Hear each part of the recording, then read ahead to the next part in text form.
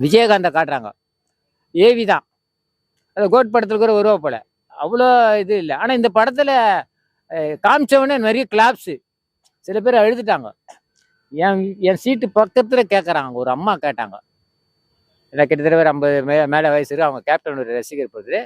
தம்பி, இந்த படத்தில் விஜயகாந்த் நடிச்சிருக்கிறாரா? இந்த படம் ஷூட்டிங்லாம் நடிச்சிருக்கிறாரா? இல்லை அதுக்கப்புறம் இறந்தாரா? புரியுதா சொல்றது? அவர் இறந்த பிறகு நடிச்சதா இல்லை நடிச்ச பிறகு இறந்தாரா கேட்டாங்க. நான் என்ன சொல்றது? இல்லைம்மா, நடிச்சுனே இருந்தாரு, அதுக்கப்புறம் தான் இறந்துட்டாருன்னு. ஏன்னா அவங்கள வந்து ஆறுதல் நான் படுத்தினேன். ஏன்னா அவங்க ஏவின்னு அவங்க நம்பக்கூடாதுல்ல. பொம்மைன்னு நம்பக்கூடாது, ஏவின்னு நம்பக்கூடாதுன்னு தான் நான் அவங்களுக்கு சமாதானம். ஓ அப்படியாப்பா, அதுக்கப்புறம் தான் இறந்தாரா அப்படின்னு கேட்டு அவங்களை சமாதானப்படுத்தினேன். ஏன்னா உண்மையை பொய் பேசிட்டேன் அவங்ககிட்ட. ஏன்னா அந்த அளவுக்கு அவங்க மேலே வந்து விஜயகாந்த் மேலே பற்று இருக்குதுன்னு தெரிஞ்சு போச்சு. அதனால் வந்து விஜயகாந்துக்கு வந்தாலும் ஸ்க்ரீனில்